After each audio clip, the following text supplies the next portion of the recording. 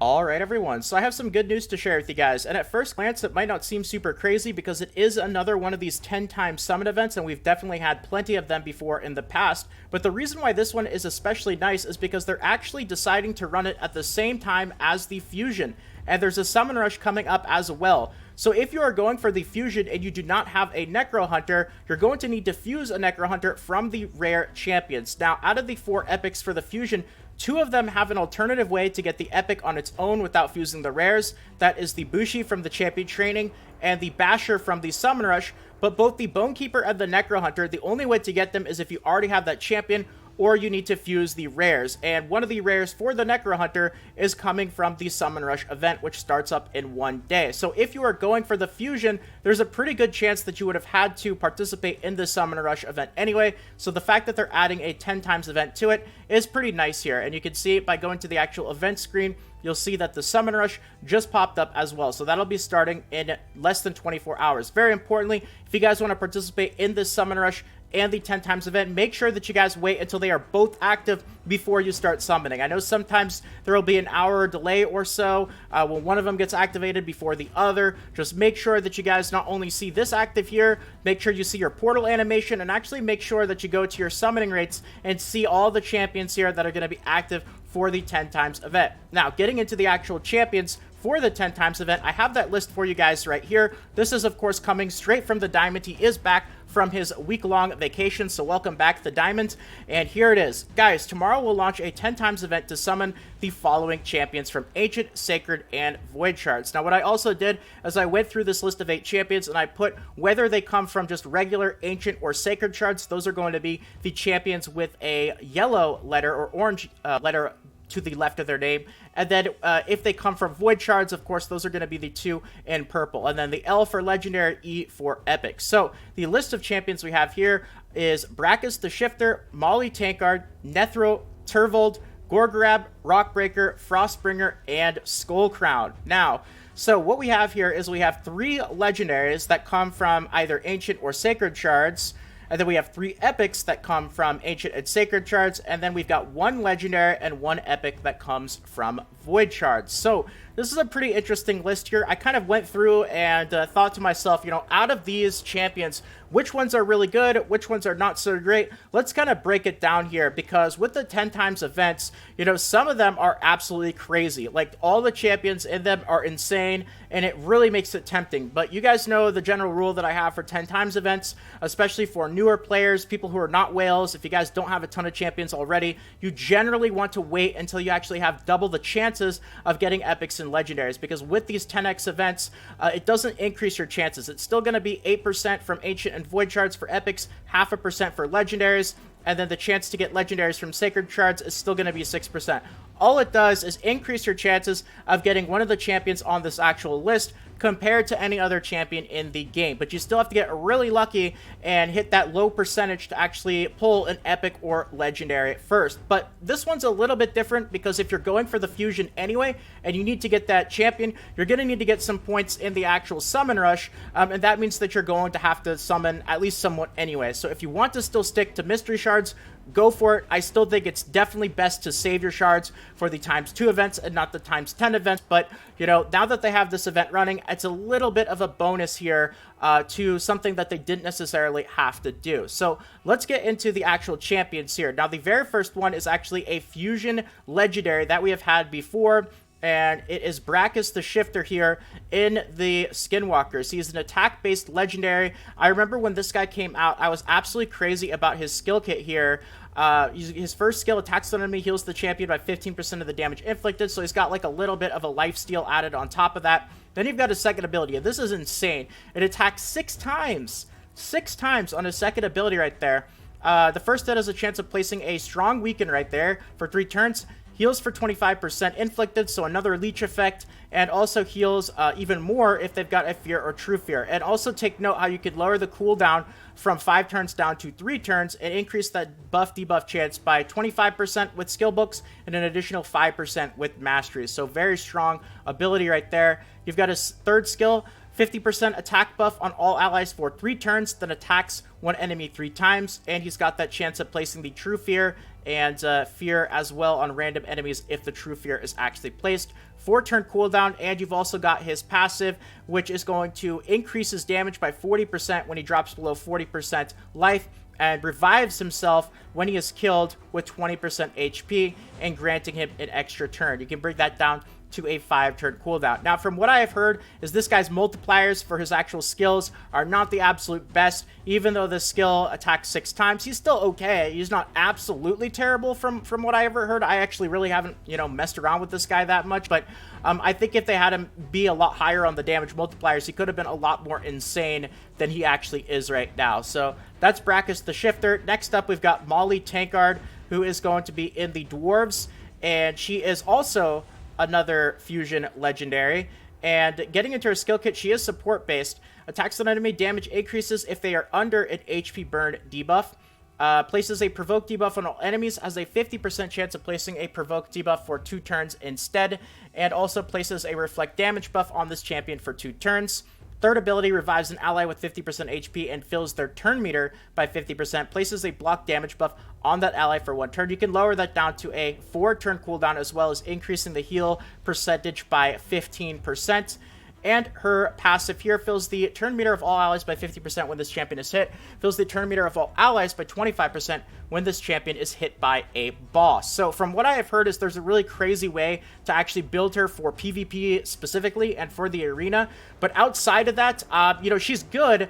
I don't know if people would classify her as top tier, but she's definitely not bottom tier or anything like that. And especially if you find a way to really use her well in the arena, I've heard that she's got some very, very crazy uses. So she is definitely not terrible or anything like that. All right, next up, though, we have got a top tier legendary in this list here, and that is going to be Netheril. Now, Netheril is top tier. He is one of the best. He's amazing, fantastic champion. So first ability, attacks one enemy 3 times, has a 30% chance, which you can boost up to 50% with skill books, 55% with the passive, of placing a 5% poison debuff for 2 turns. Second ability is an AoE with a 50% chance of placing a stun on all enemies for 1 turn, places a decreased speed debuff for 2 turns if the target is not under a stun. And you can see that you can buff that 50% chance of the stun all the way up to 75% with books, 80% with the mastery, lower the cooldown down to 4 turns. And then his third ability, attacks all enemies, decreases the turn meter by 75%. You can get that down to a 4-turn cooldown as well. So phenomenal champion, definitely one of the best out there. This guy is very, very good. So now let's get into the Void Legendary here, and that is going to be Turvold. So Turvold is, let's see, am I in the right category here? I think I am. Yep, here we go. So attack-based. Turvold is actually somebody that I have not been able to get or really mess around with. I've heard he hits really, really crazy, but his skill kit is, it's very interesting. So attacks an enemy 2 times, has a 55% chance, which you can boost up to 75% with skill books, 80% with the mastery, of placing a 25% weaken. That is the strong weaken. I love champions that do have the strong weaken on their skill 1 because it doesn't have a cooldown. Weaken is a very, very strong debuff to have as well. Second ability places a 50% increased attack buff, a 30% increased crit rate buff, and a 30% increased speed buff on this champion for 2 turns. Grants an extra turn. Now, all those buffs there, keep in mind, it's just for himself, right? It's not for the entire team, but it does grant him an extra turn, which is awesome because that means that using this ability here, it doesn't really eat up his turn. He gets to act again right afterwards and do whatever else he was going to plan to do. So I love champions that have that effect of granting an extra turn on their skill kit.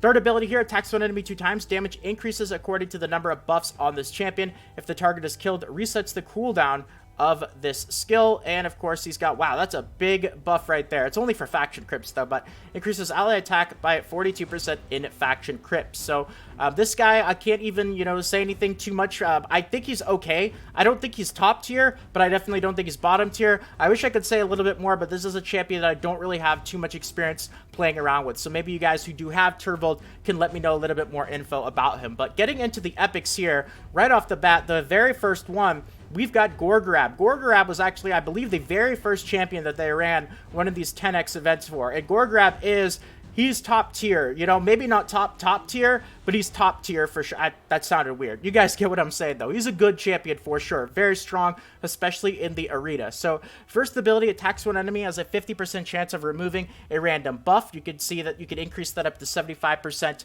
with books, 80% with the mastery.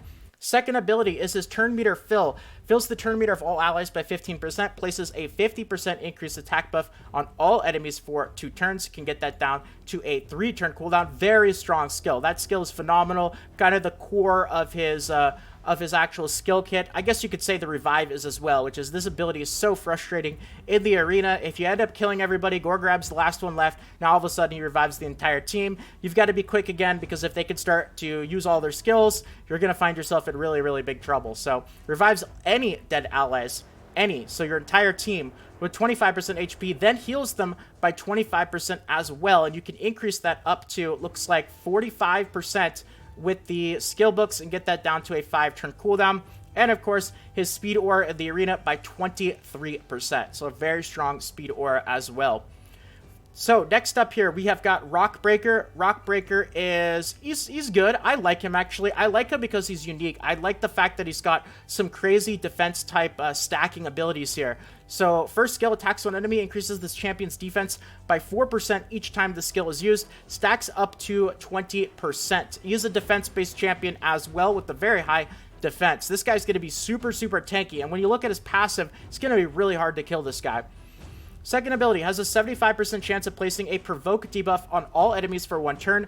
Places a counterattack buff on this champion for 2 turns. And you can buff that up to a full 100% chance of placing the provoke. Get that down to a 3-turn cooldown. And his passive, Ironhide, has a 25% chance of decreasing the damage inflicted on this champion by 50% each time the champion is attacked. And you can boost that up to, looks like 50% with the skill books, 55% with the mastery. So when this procs, he's going to take a lot less damage with his crazy high defense as well. Mitigating a lot of his damage. Is going to be really, really hard to kill this guy.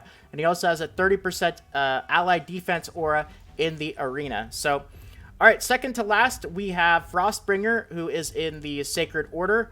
And I actually really like Frostbringer. I don't think there's as many people out there who share my love as much as I do, but I like her because of her buffs. So you guys will see what I mean here in a second. First ability, attacks 2 times at random, has a 15% chance, which you can buff up to, looks like, what is that, 15, 20, so 35% with skill books, 40% with the mastery, of placing a 100% heal reduction debuff for 2 turns. Second ability here, attacks 3 times at random, places a 60% decreased heal debuff for 2 turns if the target has a heal reduction. And considering she has a heal reduction on her skill 1, that's probably going to activate a lot. You can lower the cooldown down to 3 turns. And her third ability places a 30% increased speed and a 50% increased attack buff on all allies for 2 turns. You can get that down to a 4-turn cooldown. So she's got the decreased defense, the heal reduction, the increased speed, and the increased attack. And it's the strong version of all of them. So she's got a ton of support. Which is, you know, why she is a support-based champion. But I guess I could see it's only a 2-turn buff with a 4-turn cooldown. You know, I like her. Some other people might not like her as much, but I think she's pretty good. Increases ally defense in dungeons by 33%. And last, but definitely not least, we have an amazing champion here to round things off. And if we go to the Night Revenant, we have Skullcrown as the Void Epic. And Skullcrown is top tier. Top tier, I would say. Probably the best epic out of this list here. She is amazing. So attacks all enemies, places an extra hit if the target has more than 50% HP. Attacks all enemies, has a 50% chance of placing a 25% weaken debuff for 2 turns. So that's on an AoE as well. Get that down to a 3-turn cooldown. Places an unkillable buff on this champion for 1 turn every time their HP drops below 20%. Get that down to a 4-turn cooldown. This is her Sinesha ability here. If Sinesha is on the same team, revives with 30% HP down to a 6-turn cooldown. And of course, she's got that ally speed in arena by 23%. So phenomenal Void Epic there. So not too bad that we have this going on at the same time as the summoners for the fusion. So hey, let me know what your guys' plans are for this. If you're going to be doing any summons, if you are, let me know how many summons you're going to be doing. And that's going to be about it for the videos. So thank you so much for watching. I hope that you guys enjoyed. And if you did and you want more videos like this in the future, consider subscribing to the channel. Feel free to leave a quick like as well. It means more than you can imagine. And more Raid Shadow Legends videos, guides, tutorials, and all that fun stuff should be popping up on the screen right about now. Feel free to check them out. But if not, until next time, take care everyone, and this is Salt of the Salty Guild, signing out.